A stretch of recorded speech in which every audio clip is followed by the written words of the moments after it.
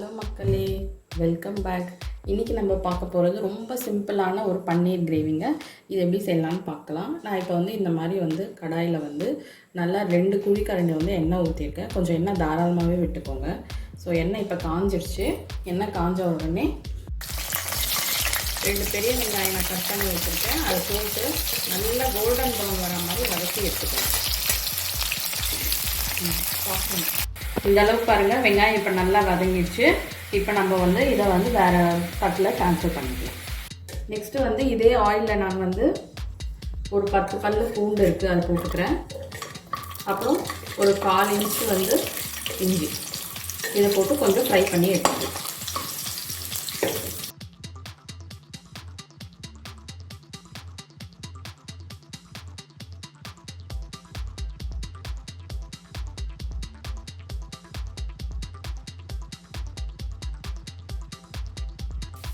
இந்த அளவுக்கு இப்போ இது வதங்கினா போதும்.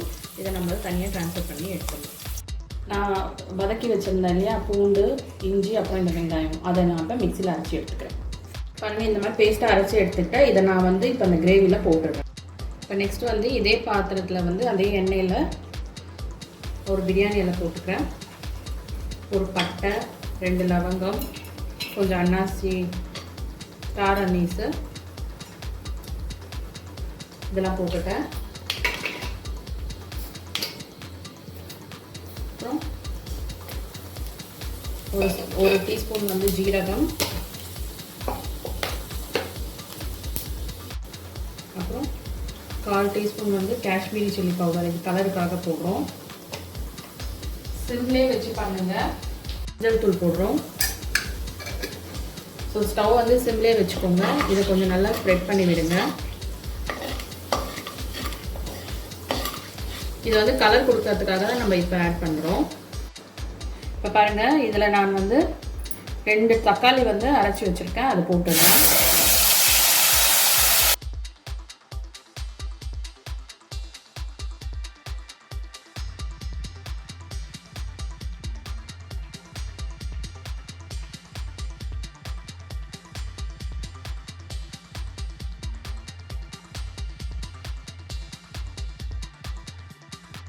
தக்காளி பாருங்கள் நல்லா எண்ணெய் பிரிஞ்சு வந்துடுச்சு. இப்போ இந்த டைமில் நம்ம மிக்ஸி ஜாரை கொஞ்சமாக வாஷ் பண்ணி தண்ணி விட்டுக்கலாம்.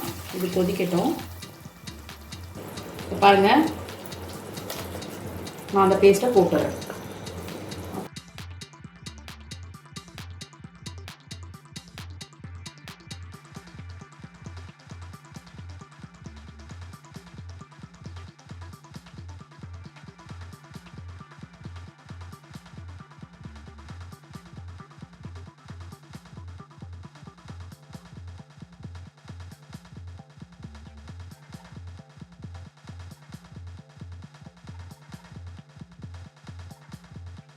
தக்காளி நல்லா மிக்ஸ் ஆகிடுச்சு. ஸோ இப்போ நான் கொஞ்சம் மிக்ஸி ஜாரில் இருந்த வாட்டரையும் இப்போ நான் கொஞ்சம் ஊற்றி வேக விடுறேன். இதில் ஒரு 1/2 டீஸ்பூன் மிளகாத்தூள் போடுறேன். கரம் மசாலா 1 டீஸ்பூன். கிரேவியோட இது நல்லா மிக்ஸ் ஆகும்.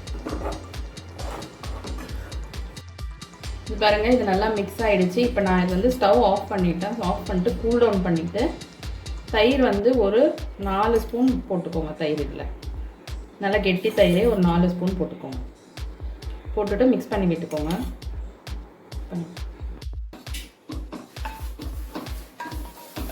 ஸ்லோ ஃப்ளேம்லேயே வச்சு நல்லா மிக்ஸ் பண்ணி விடுங்க இந்த தயிரை. இப்போ இதுக்கு தேவையான சால்ட் போட்டுக்கிறேன்.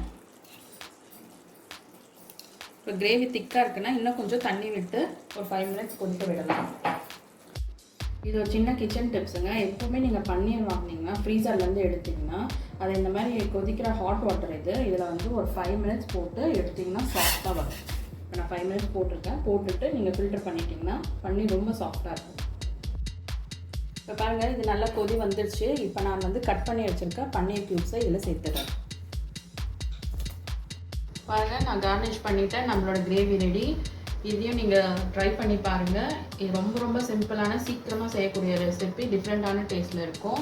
கண்டிப்பாக ட்ரை பண்ணிவிட்டு உங்கள் பிக்ஸை எங்களோட இமெயில் அட்ரஸ்க்கு அனுப்புங்க. உங்களோட கமெண்ட்ஸை எங்களுக்கு ஃபீட்பேக்கில் மென்ஷன் பண்ணுங்கள். தேங்க்ஸ் ஃபார் வாட்சிங்.